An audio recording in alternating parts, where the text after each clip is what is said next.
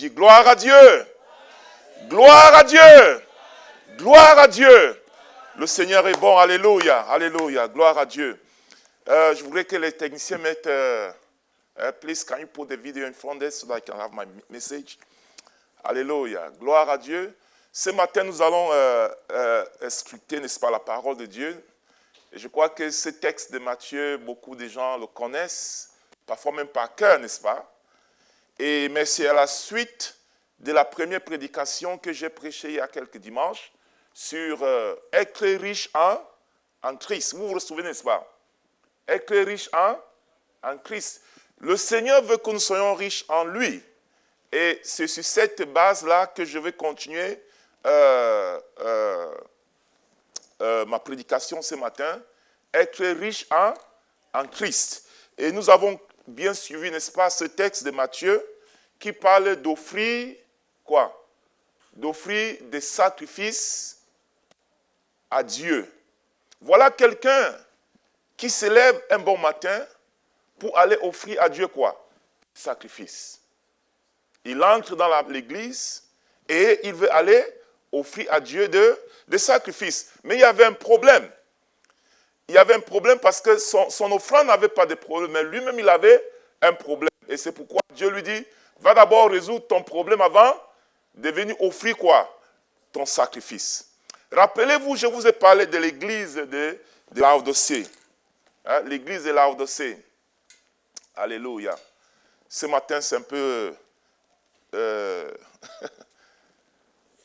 savez, ma prédication est toujours sur le PowerPoint. Donc, quand les techniciens ne sont pas à point, ça crée un peu de retard.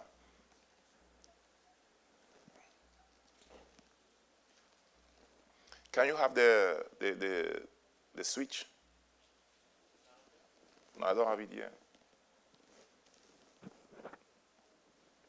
Alléluia, gloire à Dieu. Ok, nous allons continuer dans tous les cas. Voilà, l'église de Laodicée. Quand nous lisons dans Apocalypse chapitre 3, verset 17, la Bible dit que l'église de Laodicée était une église riche. Amen. C'est une église riche dans laquelle, n'est-ce pas, quand Dieu regardait cette église, elle disait vraiment l'église est riche. Et ils avaient vraiment de l'argent, ils étaient financièrement bien assis.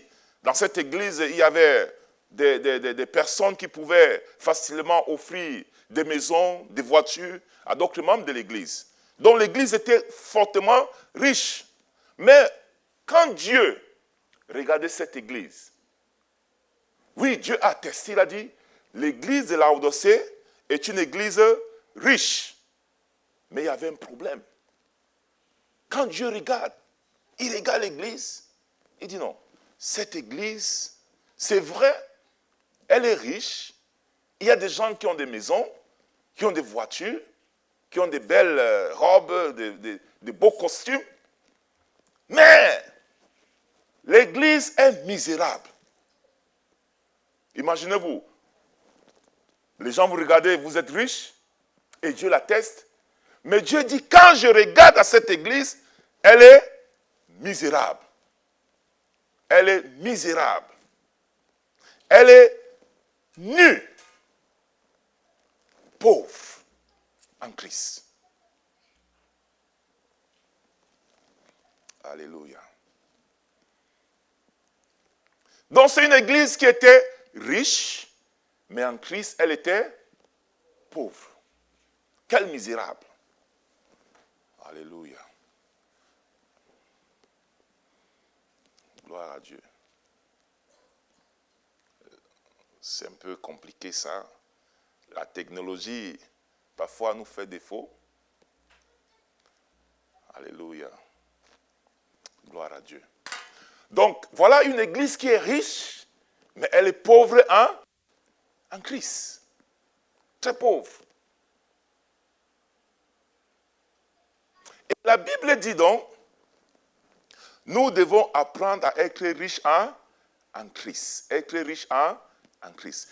Et le texte que nous venons donc de lire, c'est voilà quelqu'un qui était riche, il avait de l'argent, il avait tout ce dont il avait besoin. Et maintenant, il vient dans la maison de l'Éternel pour offrir à Dieu quoi?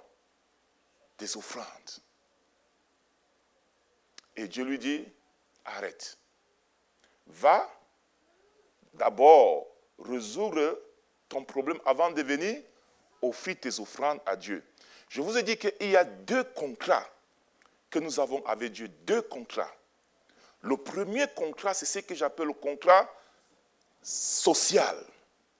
Dieu veut que tu travailles pendant 6 jours. Dieu veut que tu t'investis pendant ces 6 jours pour chercher de l'argent afin de soutenir ta famille, afin de payer tes factures et enlever ta dîme et des offrandes pour venir maintenant accomplir quoi? Le deuxième contrat, qui est le contrat quoi? Sacerdotal. Le contrat sacerdotal. Alléluia. Donc le contrat sacerdotal, c'est quoi? Le contrat sacerdotal, c'est un jour que je donne à l'Éternel. C'est le jour de l'Éternel. Quand je viens à l'église, je viens accomplir quoi? Le contrat sacerdotal. Il faut que nous retenions ce mot, sacerdotal. Le contrat sacerdotal. Un contrat, par définition, c'est ce qui lie quelqu'un. Il y a des gens qui ont des contrats de bail, c'est-à-dire que vous avez un contrat qui vous oblige chaque mois, à chaque date précise, de payer votre quoi? Votre loyer, n'est-ce pas? Si vous ne payez pas votre loyer, qu'est-ce qui va se passer? Hein? On va vous mettre dehors, n'est-ce pas? Et vous êtes obligé de respecter ce contrat-là. Le contrat sacerdotal avec Dieu, qui est le jour du Seigneur. Donc, venir dimanche dans l'église, ce n'est pas seulement une formalité. Quand je viens dimanche à l'église, ce n'est pas une formalité. Quand je dis formalité, c'est que mon père m'a dit allons à l'église, ou mon mari m'a dit allons à l'église, ou le pasteur dit viens à l'église. Ce n'est pas de ça qu'il s'agit. Quand je viens à l'église, je viens accomplir quoi? Mon contrat. Amen. Amen. Je viens accomplir mon contrat sacerdotal. Je viens, Seigneur, je viens accomplir mon contrat. Donc, dans ce contrat, il y a quoi? Il y a reconnaître le jour du Seigneur. Il y a des gens qui discutent, ils disent, le jour du Seigneur, c'est samedi. Hein? Le jour du Seigneur, c'est d'autres jours. Pourquoi les chrétiens adorent-ils le dimanche? Parce que Jésus-Christ est ressuscité le dimanche. Avant ça, même les disciples se réunissaient le samedi pour adorer Dieu. Mais quand Jésus est ressuscité, ils ont dit maintenant, ils ont changé leur jour d'adoration. C'est devenu quoi? Le dimanche. Parce que c'est le premier jour de la semaine où Jésus est ressuscité. C'est pourquoi la Bible dit, sans résurrection, il n'y a pas la foi. Notre foi est basée sur la résurrection de Jésus. C'est ça le jour du Seigneur. Le dimanche, quand je viens accomplir mon contrat sacerdotal. Amen. Je respecte la résurrection. Je respecte le jour du Seigneur. Et il y a deuxième chose que je fais, c'est quoi? Quand je viens dans la maison de l'Éternel, je fais quoi? J'adore l'Éternel. Je dis, Seigneur, merci pour ta protection. Merci pour ce que tu as fait pour moi pendant la semaine. Quand je conduisais, tu m'as protégé contre les accidents. Oh, quand j'étais malade, tu m'as guéri. Voilà, je viens maintenant dans ta maison pour te remercier. Ça, c'est la deuxième chose qu'on fait dans ces contrats. Alléluia. Est-ce que vous comprenez bien? Donc, quand je viens, j'entre, je dis merci Seigneur. Quand je lève mes mains pour l'adorer, pour le bénir, c'est que je reconnais que Dieu a été mon protecteur. Il m'a guéri, il m'a sauvé. Et maintenant, troisième étape de ce contrat, c'est quoi? Donner ces sacrifices. Qui sont quoi? Les offrandes. Oh, j'ai travaillé dur et j'ai reçu l'argent. Je dois enlever la part du Seigneur pour venir lui donner. C'est un sacrifice que je viens offrir à Dieu. C'est exactement ce que le texte que nous venons de lire représente. Ce monsieur, il a travaillé pendant toute la semaine, il a rempli son contrat social. Maintenant, il vient pour remplir quoi? Son contrat sacerdotal. Il est dans la maison de l'Éternel le jour du Seigneur. Maintenant, il dit, oh, je vais adorer le Seigneur. Et il enlève donc maintenant ses offrandes, comme on fait souvent ce matin, on met quoi? Le panier là, n'est-ce pas? Et pendant qu'il venait pour donc déposer son panier, Dieu lui dit, arrête. Je ne sais pas, ce n'était pas le pasteur, mais Dieu. Imaginez-vous que vous êtes en train de venir là pour donner vos offrandes et Dieu se présente devant vous, dit, hé, monsieur, madame, arrêtez. L'offrande que tu veux donner là, je ne veux pas prendre ça. Laisse ça là. Va d'abord résoudre ton problème que tu as pour accomplir quoi? Ton contrat. Tu as un problème d'adoration. Ton offrande est bon, oui, mais il y a un problème d'adoration. Un jour, je suis allé accompagner quelqu'un pour remplir, il devait faire le Social Security. Et nous sommes partis ensemble. On a conduit pendant 45 minutes. C'est loin, n'est-ce pas? Longue distance, on a conduit. Et nous sommes arrivés au Social Security Administration, dans le bureau. Et on a demandé les documents, tous les documents qu'il fallait. Et la personne a retiré tous les documents. Et maintenant, l'agent qui était là lui a demandé, où est ta carte d'identité? Et la personne avait oublié la carte d'identité à la maison. Donc, sans carte d'identité, on ne pouvait rien faire. Il fallait d'abord vérifier que c'est vraiment la personne et que vraiment, on peut travailler sur son dossier. Oh, c'était pénible. Il fallait maintenant conduire combien de minutes encore? 45 minutes pour partir chercher. C'est obligatoire. S'il faut que ce dossier avance, il faut aller prendre la carte d'identité. Obligatoirement. Je conduis 45 minutes et on revient encore 45 minutes. Ça fait 1 heure, 45 minutes de conduite. Et on arrive donc avec la carte d'identité et c'est là maintenant que le processus pouvait continuer. Qu'est-ce que je vais dire? Ce monsieur, il venait remplir son contrat sacerdotal. Et Dieu lui dit, il manque ta carte d'identité. Hein? Va chercher ça. Et reviens. La carte d'identité ici, c'est... Ouais, j'ai souvent dit, lorsque nous venons ensemble pour adorer Dieu, bien-aimé, c'est une bénédiction. Mais quand Dieu nous regarde, il dit, nous sommes riches, nous avons de l'argent comme l'église de Laodicée. Mais quand il regarde nos cœurs, il dit, nous sommes pauvres, nous sommes misérables.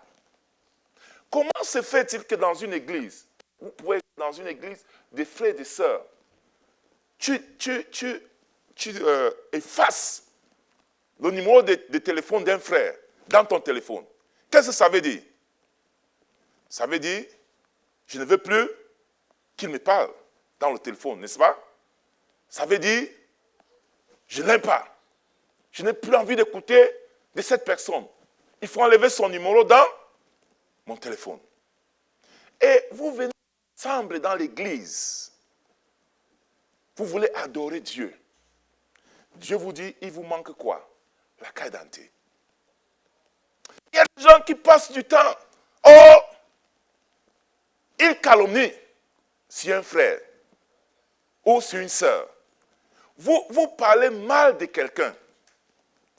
Quand vous parlez mal de quelqu'un, et vous revenez dans la même église, pour élever les mains, pour dire, oh Seigneur, nous voulons remplir notre contrat sacerdotal. Dieu vous dit, ton offrande est là, mais je n'accepte pas ça. Va d'abord chercher ta carte d'identité. Il y a un problème dans ton cœur, tu ne peux pas accomplir ce contrat. Va te réconcilier. Ce monsieur, il avait un problème.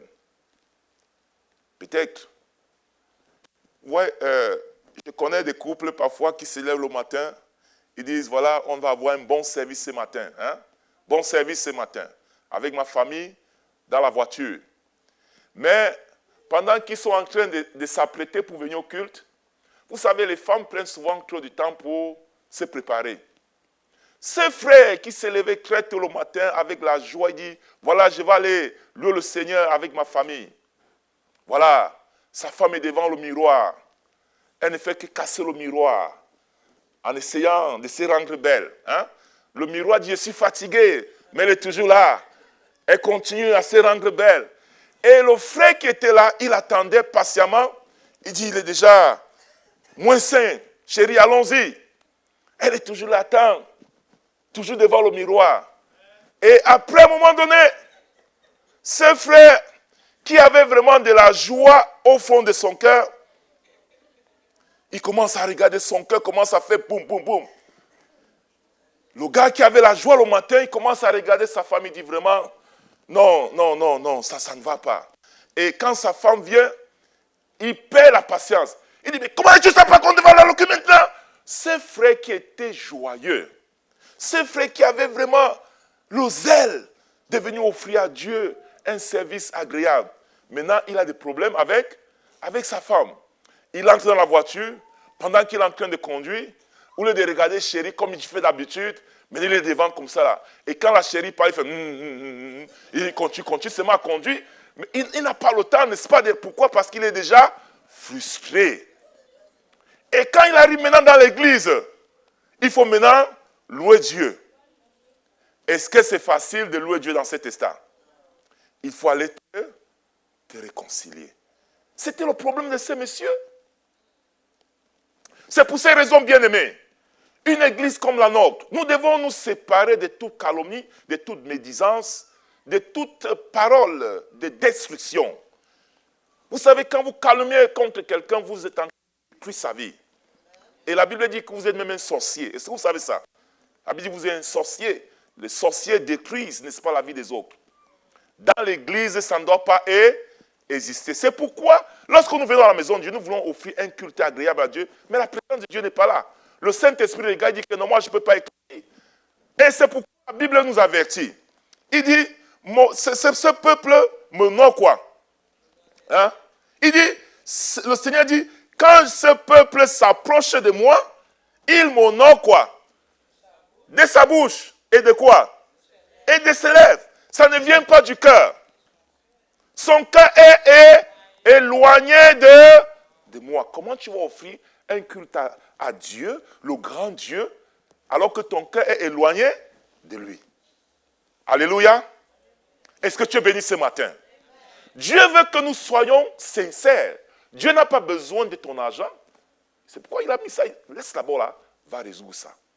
Nous venons à la maison de Dieu, nous venons louer le Seigneur avec rien que nos lèvres, n'est-ce pas, avec nos bouches, mais nos cœurs sont éloignés. Et même, bien-aimé, si tu veux insister néanmoins de continuer à louer Dieu, même quand bien Dieu te dit, va résoudre ce problème, tu viens quand même, tu dis non, moi je veux continuer à louer Dieu comme certains le font, voilà ce que Dieu va te dire.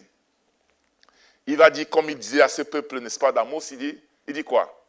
Dans Amos chapitre 5, verset 23, la Bible dit, retirez vos cantiques de ma présence.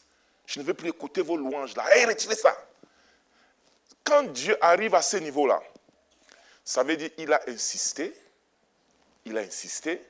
mais tu as continué toujours à marcher dans tes voies. Mais tu veux quand même venir offrir les offrandes à Dieu.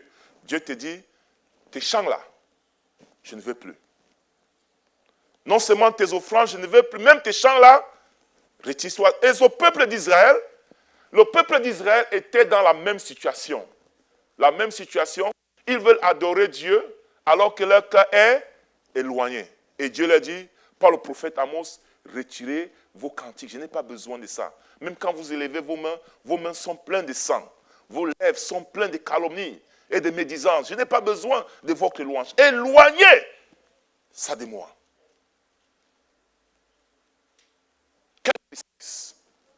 Ces messieurs étaient dans cette situation. Et c'est pour ces raisons, quelqu'un disait, pour vérifier les informations, on dit les rumeurs peuvent t'amener à détester quoi? C'est écrit là. Les rumeurs peuvent t'amener à détester un innocent. Et pour aimer quoi?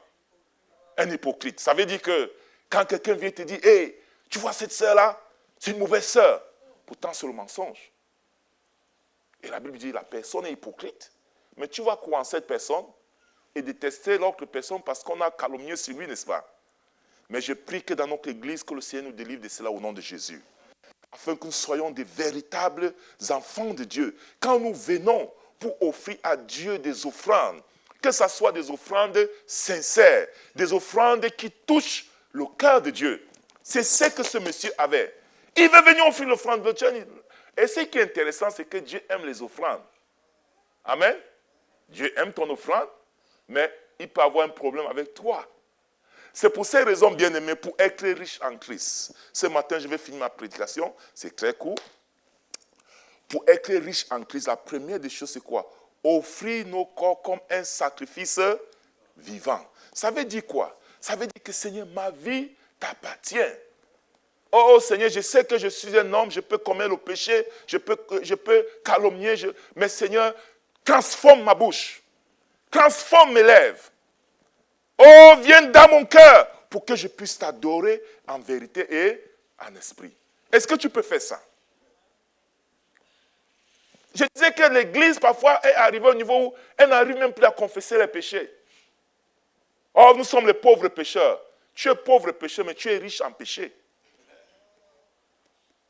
Et Dieu veut que tu te répandes. C'est pourquoi Jésus est mort sur la croix. Pour que tu sois libéré du péché. De la calomnie, de la médisance, de la sorcellerie. Dieu veut te libérer de ça. Pour que quand tu viens dans la maison de Dieu, pour l'offrir une louange, que ce soit une louange sincère. Est-ce que tu es béni par ça? Alléluia. Moi, je préfère être avec une personne avec laquelle nous sommes en communion que d'être avec des personnes avec qui je ne suis pas en communion parce que Dieu ne peut pas nous bénir comme ça. La Bible dit que les disciples étaient unis dans l'esprit et Dieu opérait les miracles au milieu d'eux. On ne peut pas voir les miracles de Dieu s'ils ne sont pas unis dans nos cœurs. On ne peut pas offrir un véritable culte, remplir notre contrat sacerdotal si nos cœurs sont remplis de méchanceté, de calomnie, de médisance, de mensonges même. Nos mensonges.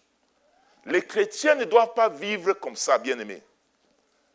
Un chrétien qui est, qui calomnie, qui tue les autres, bien-aimé, il n'est pas chrétien. Il loue Dieu rien qu'avec les bouts des lèvres. Son cœur est éloigné de Dieu. C'est pourquoi la Bible dit dans Romains chapitre 12, il dit, Romains chapitre 12, verset 1, il dit, offrez vos corps comme un sacrifice. Ce n'est pas Romains 4, c'est Romains 1, 12. 12, 1. Offrez vos corps comme un sacrifice vivant. Je vais vous donner un témoignage pour finir. Il y a l'histoire de ces hommes qui s'appelaient Sondansi. Les gens venaient donner des offrandes. Les gens dansaient. On danse, même en Afrique, c'est comme ça qu'on fait les offrandes. On danse avant de venir, on ne marche pas. On danse. Hein? Alors, Sondansi, il s'appelait Sondansi, il venait aussi pour donner les offrandes. Il dansait pendant que les autres mettaient les offrandes. À un moment donné, quand il arrivait devant le panier, parce qu'on mettait le panier par terre, et les gens venaient, ils jettent l'argent, les gens viennent, ils jettent l'argent. Alors, Sondansi, quand il est arrivé devant le panier, il a commencé à pleurer.